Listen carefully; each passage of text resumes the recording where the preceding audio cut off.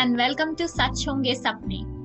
तो आज के इस एपिसोड में हम बातचीत करेंगे एग्रीकल्चर एंड एलाइड सेक्टर के बारे में।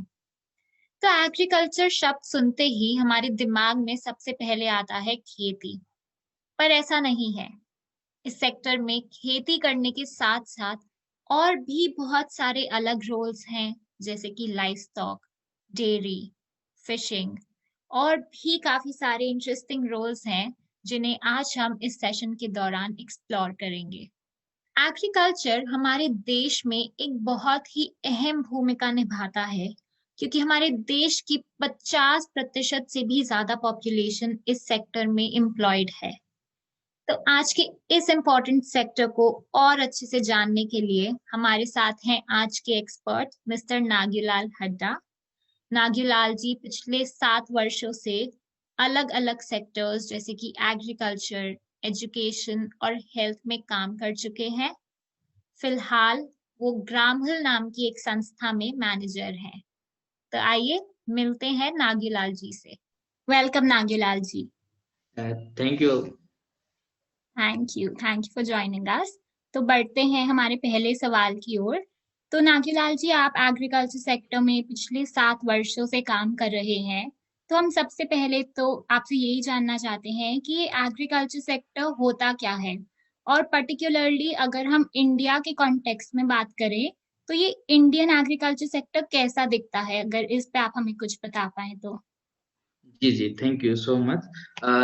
तो हम शुरुआत करते हैं कि जब हम सुबह से लेके शाम तक की जो हमारी दैनिक गतिविधियां होती है और जिसके कारण हमें पोषण मिलता है और हमारे न्यूट्रिशंस मिलते हैं, तो कहीं ना कहीं हमारे साथ में एग्रीकल्चर का एक बहुत बड़ा महत्व है, क्योंकि हर किसान के घर से कुछ भी अनाज आता है, तो अनाज के माध्यम से ही हम हमारा जीवन चला पाते हैं। बिना अनाज के और बिना किसी पोषण के हम हमारे जीवन को पूरा नहीं कर पाते। तो हमारा जो भारत है, भारत एक कृषि प्रधान देश है, जहाँ पर 60% जो आबादी होती है वो कृषि पर निर्भर होती है, और उनकी जो जीवन यापन होता है वो कृषि के माध्यम से ही होता है। तो उनका जो जीवन होता है कृषि के आधारित निर्भर होता है। अब अगर हमारे भारत में पूरे अलग अलग राज्यों की अगर हम बात करते हैं, तो अलग अलग राज्यों में अलग अलग फसलें होती है, और अलग अलग फसलों के कारण उसमें बहुत सारी जो चीजें होती है, जैसे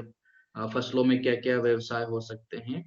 तो एक तरह से एग्रीकल्चर सेक्टर, अगर मैं कहूँ कि हमारी जो दैनिक जीवन से जुड़ी हुई हर एक गतिविधि, जो हम खाते हैं पीते हैं, वो सारी चीजें हमारे दैनिक जीवन से जुड़ी हुई है। इसलिए ये सेक्टर बहुत बड़ा सेक्टर है, और इस सेक्टर में बहुत सारी चीजें जो होती है हमारे जीवन से जुड़ी हुई। Thank you Nagilal ji, agriculture sector के बारे में हमें इतने अच्छे से उसका ओवरव्यू देने के लिए।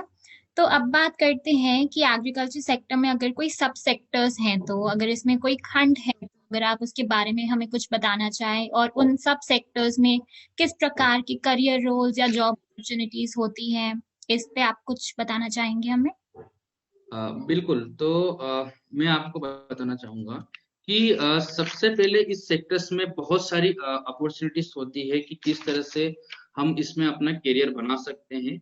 और अगर हम बात करें कि शुरुआत से लेके कि किसान के यहाँ से जो फसल उत्पाद होती है, मतलब उत्पादन जो होता है किसान के यहाँ से, तो वहां से लेके पूरा जब एक किसी होटल में खाना जाता है, या हम उस जिस खाने को हम खाते हैं, तो एक पूरी प्रोसेस के थ्रू वो चीजें होती हैं कि जब उत्पादन होने के बाद किसान को किस तरह से चीजें की जरूरत रहती है। मान लीजिए कि अगर कोई किसान जैविक खाद का उपयोग कर रहा है, तो जैविक खाद में की भी अलग अलग होती है, केमिकल्स का भी अगर उपयोग कर रहा है, तो ये सारे जो सेक्टर्स हैं, इनपुट सेक्टर्स में हम बात कर सकते हैं कि ये जो सेक्टर्स हैं, जैसे कि अगर किसी किसान ने फसल बोई है, तो उसमें कब कब किस किस समय कौन कौन सी चीजों की आवश्यकता होगी, और कौन कौन से केमिकल का उपयोग किया जाएगा, किस समय बुवाई होगी, तो ये इस सेक्टर्स को लेके एक इनपुट जो वाली चीजें होती है इसमें की जाती है।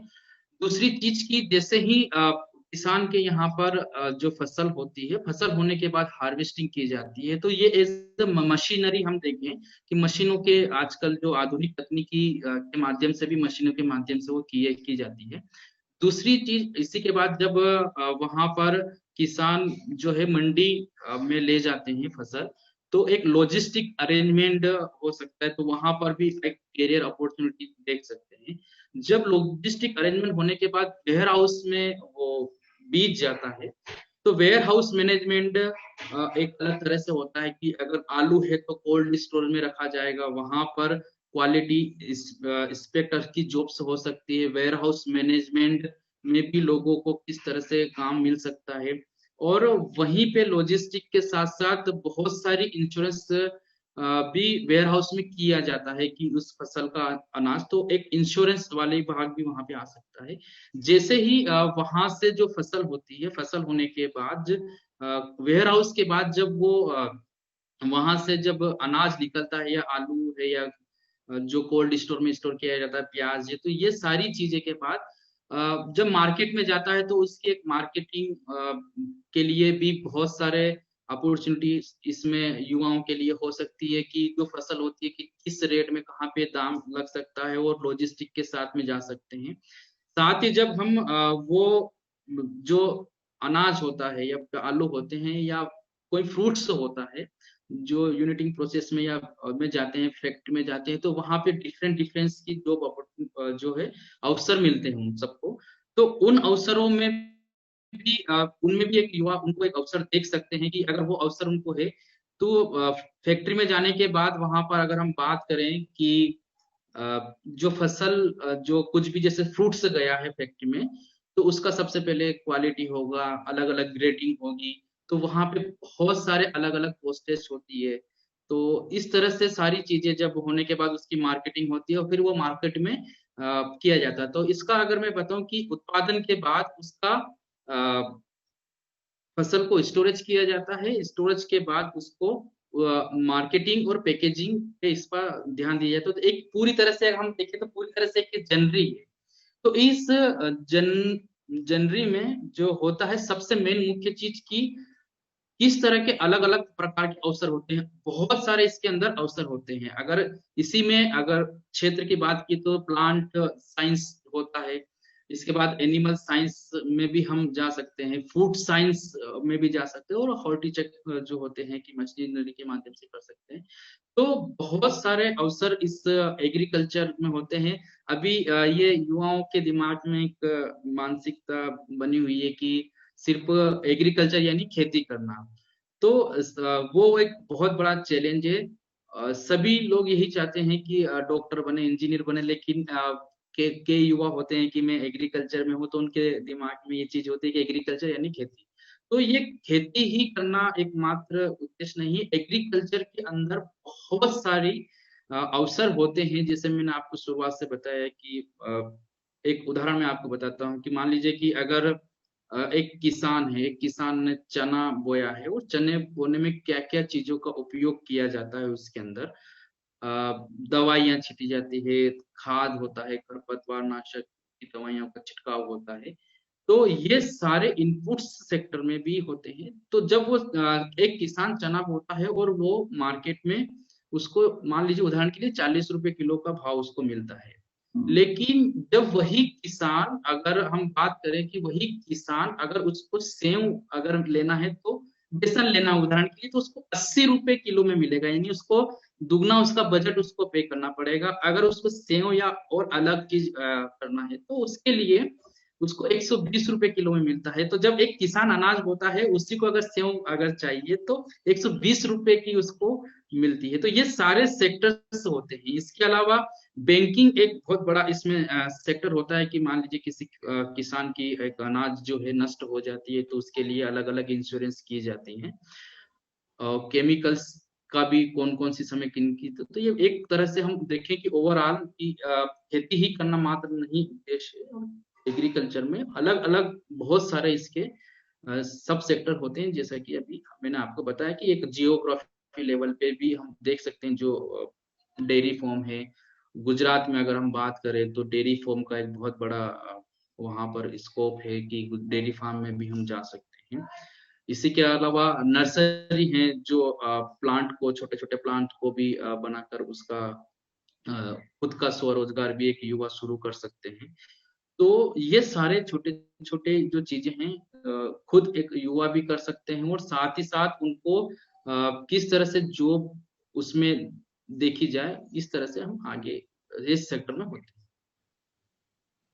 थैंक यू नागेलाल जी, इतने सारी अपॉर्चुनिटीज के बारे में बताने के लिए, क्योंकि मुझे भी लगता था कि एग्रीकल्चर मतलब खेती, पर इसमें तो बहुत सारी अपॉर्चुनिटीज हैं जो हमारे यूथ एक्सप्लोर कर सकते हैं। तो नागेलाल जी, जब अपॉर्चुनिटीज की बात होती है तो उसके साथ आते हैं कहीं चैलेंजेस, कुछ चुनौतियां। तो क्या एग्रीकल्चर सेक्टर में भी कुछ ऐसी चुनौतियां हैं जिनका सामना हमारे यूथ को करना पड़ सकता है आगे चल के? बिल्कुल।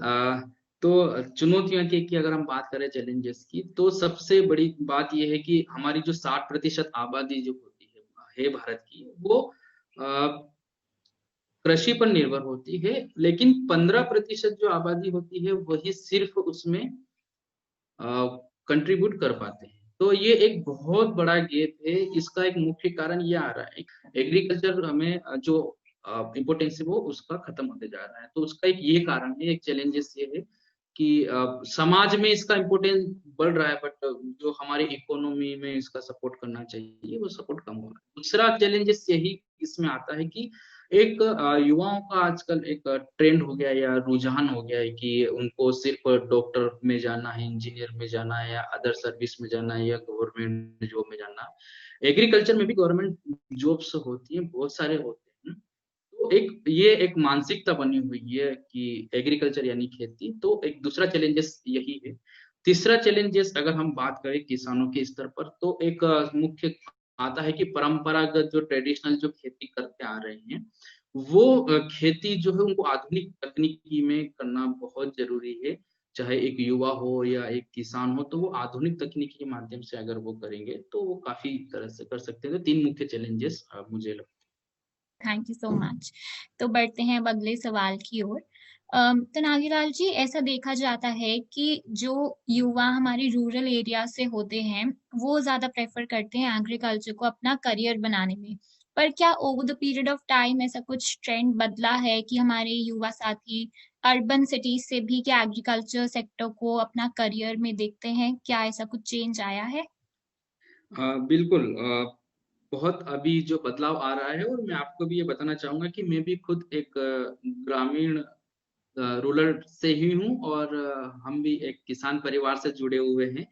तो जो सारी समस्या हम देखते हैं कि आसपास में किसानों को क्या समस्या आ रही है, कि ग्रामीण क्षेत्र में तो हम देखते हैं कि हर किसान जो है उनका सबसे ज्यादा जो काम होता है खेती पर ही जाता है। और अर्बन क्षेत्र में ये धीरे धीरे अब चेंज होने लगा है। तो हम्म। एक मैं आपको बताना चाहूंगी, अर्बन में जो है वर्टिकल फार्मिंग का एक बहुत बड़ा बदलाव आ रहा है, जिसमें हाइड्रोपोनिक्स जो होती है कि बिना मिट्टी के कैसे पौधे या सब्जियां या उनका उत्पादन किया जाता है। तो धीरे धीरे ये अर्बन सिटियों में भी इसका जो उपयोग हो रहा है, ताकि एक तरह से वर्टिकल जो फार्मिंग की जाए। तो बहुत ही जल्दी जल्दी से ये बदलाव हमारे शहरों में देखने को मिला, और बहुत सारी ऐसी संस्थाएं भी जो है जो इस पर हाइड्रोपोनिक पे काम कर रही थैंक यू नागेलाल जी। तो नागेलाल जी, अगर किसी युवा को, किसी यंग पर्सन को एग्रीकल्चर सेक्टर में अपना करियर बनाना है, तो ऐसी कौन सी कुछ चीजें हैं जो कि उन्हें पता होनी चाहिए और जिन पर काम उन्हें अभी से ही स्टार्ट कर देना चाहिए, ताकि अगर वो एग्रीकल्चर सेक्टर में अपना करियर बनाए तो उन्हें मदद मिले? बिल्कुल। तो सबसे महत्वपूर्ण चीज मैं बताना चाहूंगा कि आज के युवाओं के दिमाग में ये चीज है कि एग्रीकल्चर करना यानी खेती। तो एक सबसे बड़ा जो गैप है कि वो समझते हैं कि एग्रीकल्चर करना यानी खेती वाले क्षेत्र में है। तो ये एक धारणा है, जबकि एग्रीकल्चर के क्षेत्र में बहुत सारे ऐसे अपॉर्चुनिटीज होती हैं जिसके माध्यम से वो अपने करियर बना सकते हैं या खुद का स्वरोजगार शुरू कर सकते हैं। तो अगर उनका खुद का स्वरोजगार या करियर बनाना है, तो 5 जो ऑब्जेक्टिव हो उनको बहुत ध्यान में रखना बहुत जरूरी है। कि अगर हम बात करें कि प्रोड्यूसर लेवल पे, तो प्रोड्यूसर लेवल पे पहला जो आता है कि जो भी हम काम करने जा रहे हैं या जिस चीज को लेके अगर हम इनोवेशन करना चाह रहे हैं, तो उसमें सर्वप्रथम उनको ये ध्यान में रहे कि वो सबसे इजी हो, आसान तरीके से वो कर पाए। हम्म। दूसरा है कि वो उसके लिए प्रॉफिटेबल हो, अगर वो जब तक प्रॉफिट नहीं होगा तो वो प्रोड्यूस नहीं कर पाएगा। तीसरी चीज इसमें आती है कि सस्टेनेबल हो। इससे ही हम अगर कंज्यूमर लेवल पे बात करें तो कंज्यूमर के लिए वो सॉफ्ट हो और एफोर्डेबल हो, ताकि वो आराम से उस चीज को कर पाए। तो ये 5 ऑब्जेक्टिव को अचीव करने के लिए, इन 5 ऑब्जेक्टिव को अचीव करने के लिए सबसे जरूरी चीज है कि इसके अंदर बहुत सारे काम हो सकते हैं, बहुत सारे इनोवेशन हो सकते हैं।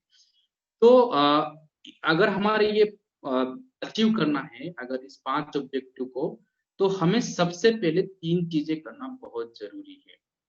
तो अगर आप आज से ही अगर हमें एग्रीकल्चर क्षेत्र में अगर काम शुरू करना चाह रहे हैं, तो सबसे पहले इन 5 ऑब्जेक्टिव को अचीव करने के लिए अगर आपके दिमाग में बहुत सारे आइडिया आते हैं, तो सबसे पहले उन आइडिया पे रिसर्च करें। एक आइडिया पे कि इस आइडिया पे अगर आप रिसर्च कर रहे हैं, उसके बारे में पढ़ें, समझें, आसपास के लोगों से जानें कि हमारे क्षेत्र में किस तरह से चीजें हम एग्रीकल्चर में बेहतर तरीके से कर सकते हैं।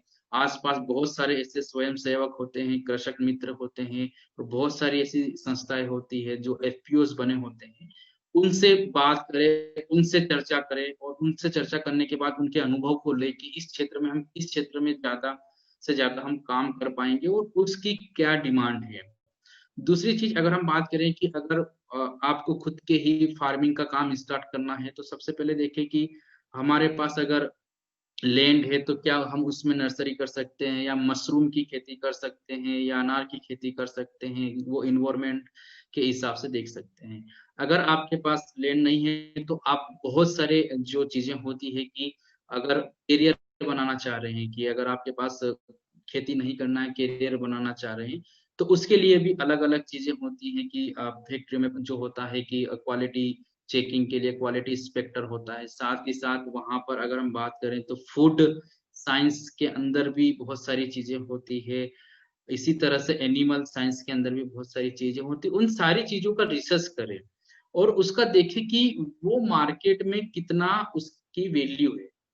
तो अगर आप इन सब चीजों का रिसर्च करेंगे और समझ पाएंगे कि अगर ये चीज हमारे लिए बहुत ज्यादा जरूरी है, तो सबसे उस जो फाइंड कर लिया आपने जो इशू, उस मुद्दे पे आप काम करना चालू करें। जब उस मुद्दे पे अगर आप काम करना चालू कर लेंगे और आपको दिल के करीब है कि जबरदस्त इसमें हम काम कर सकते हैं, एक जुनून के साथ उस में हम इनोवेशन कर सकते हैं और किसानों के साथ में मिलकर उन समस्या का समाधान कर सकते हैं, तो उसके लिए थर्ड चीज है कि छोटे छोटे जो है स्मॉल, छोटे छोटे कदम उसके लिए चालू करें, कि स्मॉल स्टेप्स लेना चालू करें ताकि उस काम में हम सफल हो पाए। थैंक यू नागीलाल जी, इतने अच्छे से आपने ब्रेक डाउन करा इतने छोटे एक्शनेबल पॉइंट्स में, तो थैंक यू सो मच। तो नागीलाल जी, अब हम बात करते हैं महिलाएं और पर्सन्स विद डिसेबिलिटीज की। तो एग्रीकल्चर सेक्टर में हम आपसे जानना चाहते हैं कि महिलाएं और पर्सन्स विद डिसेबिलिटी का क्या रोल रहा है, उनकी क्या भूमिका रही है, और अभी तक का उनका क्या कंट्रीब्यूशन रहा है, और अगर कुछ ऐसी स्कीम्स हैं जो वो अवेल कर सकते हैं, तो इस पे अगर आप कुछ हमें बताएं तो। बिल्कुल। तो सबसे पहले मैं बात करना चाहूंगा कि जो एग्रीकल्चर सेक्टर में महिलाओं की सबसे ज्यादा महत्वपूर्ण भूमिका है। अगर हम कहीं भी किसी भी क्षेत्र में अगर हम जाते हैं या हम खेत में किसी में जाते हैं, तो हमें महिलाओं की भागीदारी देखने को मिलती है। दूसरी चीज कि महिलाओं की भागीदारी अगर उसमें देखने को मिल रही है, तो वो उनकी बुवाई रोपण से लेके भंडारण तक के जो होते हैं, स्टोरेज जब तक होते हैं, तब तक महिलाएं उसमें बहुत ज्यादा भागीदारी उनके लिए होती है। ये ग्रामीण स्तर पे या शहरी स्तर पे भी हो सकता है। तो ये सारी जो चीजें हैं उसमें महिलाओं की भागीदारी तो होती होती है, और साथ में अगर महिलाओं की भागीदारी जो जितने भी हमारे साथ में महिलाएं हैं जो इस वीडियो को देख रहे हैं, उनको यही कहना चाहूंगा कि उनके लिए भी सरकार बहुत अलग अलग से प्रयास कर रही है। एनआरएलएम के थ्रू वो एक एसएचजी बनाकर काम शुरू कर सकती है। जैसे कि उदाहरण के लिए बहुत जगह जो एसएचजी में महिलाएं होती है वो उनको एनआरएलएम के थ्रू कुछ राशि दी जाती है और उनसे नर्सरी या डेयरी पालन कर सकते हैं, मछली पालन कर सकते हैं। तो महिलाओं की भागीदारी के साथ साथ हमारे दिव्यांग भाई बहन के लिए भी इस प्रकार की सुविधा होती है कि उनको मशीनरी जो है कि काम में दिया जाता है कि मशीनरी के थ्रू वो अपनी फार्मिंग भी कर सकते हैं और उस कैरियर को लेके वो वहाँ पे जो कंपनीज होती है उसमें भी वो जा सकते हैं। उसमें बहुत सारी अपॉर्चुनिटियाँ उनके लिए, जैसे अकाउंटिंग का काम कर सकते हैं, वेयर हाउस मैनेजमेंट का काम कर सकते हैं। तो ये सारी चीजें बहुत सारी अपॉर्चुनिटियाँ दोनों साथियों के लिए होती, महिलाओं के लिए और हमारे जो दिव्यांग भाई बहन के लिए। तो हमारे दिव्यांग भाई और बहनों के लिए भी इसमें कृषि में बहुत सारी अपॉर्चुनिटियां होती है कि अगर वो चाहे तो एपीएम जो गवर्नमेंट की बहुत सारी ऐसी वैकेंसियां निकलती हैं, जॉब्स निकलती हैं कि उनके लिए वो आरक्षित रहती है। तो कृषि विस्तार अधिकारी की अगर हम बात करें तो उनमें उनकी भी एक तरह से पोस्टर होती है और ग्राम सलाहकार भी होता है। और साथ ही साथ एपीएमसी में भी बहुत सारे, जैसे मान लीजिए कि डाटा एंट्री वाले जॉब अपॉर्चुनिटीज उनके लिए होती है कि अगर वो कुछ काम नहीं कर पाए तो अपने कंप्यूटर पे स्किल बेस्ड पे भी वो आगे बढ़कर इस तरह के काम में भी वो ढूंढ सकते हैं। और वो उनको लिए बहुत सारी इस प्रकार की अपॉर्चुनिटियां है। थैंक यू नागेलाल जी। तो अब हम बात करते हैं टेक्नोलॉजी के बारे में। तो जैसे कि हम जानते हैं कि टेक्नोलॉजी हर सेक्टर का एक बहुत ही अहम हिस्सा बन चुका है और एक बहुत ही महत्वपूर्ण भूमिका निभाता है। तो क्या एग्रीकल्चर सेक्टर में भी टेक्नोलॉजी का कुछ रोल है, और अगर है तो वो क्या है? आप इस पे कुछ हमें बताना चाहेंगे? तो अगर हम बात करें कि टेक्नोलॉजी की इस सेक्टर में बहुत महत्वपूर्ण भूमिका है और विदाउट टेक्नोलॉजी हम इस पे लार्ज स्केल पे हम ज्यादा किसानों के पास नहीं पहुंच सकते।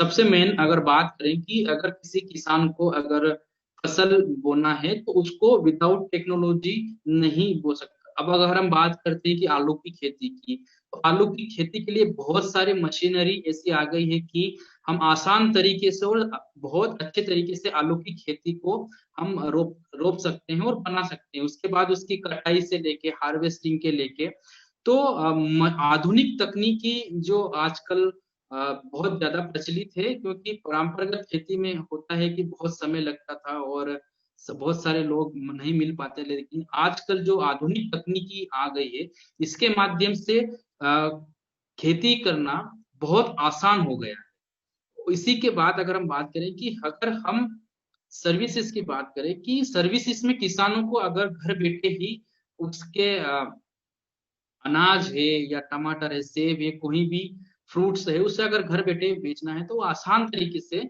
घर बैठे टेक्नोलॉजी की मदद से वो बेच सकता है। तो हम बात करें कि दोनों तरह से अगर खेती में भी आधुनिक तकनीकी का उपयोग किया जा रहा है और सर्विसेज के लिए भी बहुत आधुनिक तकनीकी का उपयोग किया जा रहा है। तो टेक्नोलॉजी बहुत इंपॉर्टेंट है जो कि हर एक किसान और हर एक युवा के जीवन में आसान तरीके से सफल होने के लिए बहुत अच्छी भूमिका टेक्नोलॉजी की रही।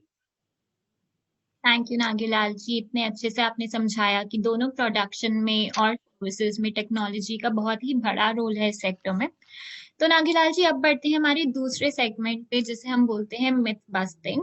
तो हम आपसे जानना चाहते हैं कि क्या एग्रीकल्चर सेक्टर में ऐसी कोई गलत फहमियां हैं, ऐसी कोई धारणा है जो लोग बना लेते हैं पर वो सच नहीं होती? जैसे एक हमने अभी ही डिस्कस की सेशन के दौरान कि हमें लगता था कि एग्रीकल्चर सिर्फ खेती का काम होता है, पर ऐसा नहीं है। आपने बहुत बार इसे क्लैरिफाई करा। तो ऐसी ही क्या कोई और गलत फहमियां हैं जो आज आप दूर करना चाहेंगे? बिल्कुल। Thank you. आपने सवाल पूछा कि एक बहुत बड़ी जो युवा पीढ़ी में हम बात करें कि यह बहुत एक मानसिकता है कि एग्रीकल्चर यानी खेती करना, तो ये एक मानसिकता को दूर करना बहुत जरूरी है क्योंकि ये बहुत बड़ा सेक्टर है और इस सेक्टर में बहुत सारे अवसर हैं। तो एक गलत फहमी है कि एग्रीकल्चर में जाने से सिर्फ गांव में रहेंगे, खेती करेंगे, दैट मतलब उनके दिमाग में वही आता है कि किसान है, कुछ नहीं कर पाएंगे। तो एक बहुत बड़ी गलत फहमी है कि खेती को सिर्फ एग्रीकल्चर को खेती से जोड़ा जा रहा है। तो मैं यही कहना चाहूंगा कि आप एग्रीकल्चर को खेती से ना जोड़े, क्योंकि इसमें एग्रीकल्चर के साथ साथ बहुत सारे ऐसे काम होते हैं और बहुत सारी ऐसी चीजें होती है जिसके माध्यम से हम हमारे करियर को बना सकते हैं, खुद का एक व्यवसाय शुरू कर सकते थैंक यू नागीलाल जी। तो नागीलाल जी, अगर किसी युवा को इस सेक्टर में आना है तो ऐसी कौन सी कुछ सॉफ्ट स्किल्स हैं जो कि उनके लिए जरूरी हैं और उन्हें मदद करेंगी? तो इस पे अगर आप कुछ बताना चाहें तो। हैं। बिल्कुल। तो सबसे पहले जो सॉफ्ट स्किल है कि हमेशा किसी भी काम को हम कर रहे हैं तो हमेशा हमारा लर्निंग माइंडसेट बनाना बहुत जरूरी है। तो लर्निंग माइंडसेट होना बहुत जरूरी है। दूसरी चीज है कि हमें जिस काम के साथ हम काम कर रहे हैं, जिस भी क्षेत्र में हम काम कर रहे हैं, तो हमेशा माइंडफुलनेस होके काम करना बहुत जरूरी है। और तीसरा है कि उन काम को डेडिकेशन के साथ करना जरूरी है। तो ये तीन मुख्य तरह से सॉफ्ट स्किल्स हमें ध्यान में रखना बहुत जरूरी है। थैंक यू नागीलाल जी। तो नागीलाल जी, अब हम आपसे जानना चाहते हैं कि क्या कोई ऐसी वेबसाइट है या क्या कोई ऐसा कोई प्लेटफॉर्म है जिस पर एग्रीकल्चर सेक्टर से रिलेटेड जानकारी हमारे यूथ एक्सेस कर सकते हैं? बिल्कुल, एग्रीकल्चर से रिलेटेड अगर हम बात करें तो बहुत सारी जो जैसे एनएसडीसी है, एनएसडीसी पे जाके बहुत सारे सर्टिफिकेट कोर्स होते हैं कि स्किल डेवलपमेंट के माध्यम से वो अपने खुद की फार्मिंग का स्कोप कर सकते हैं, मछली पालन का काम कर शुरुआत कर सकते हैं।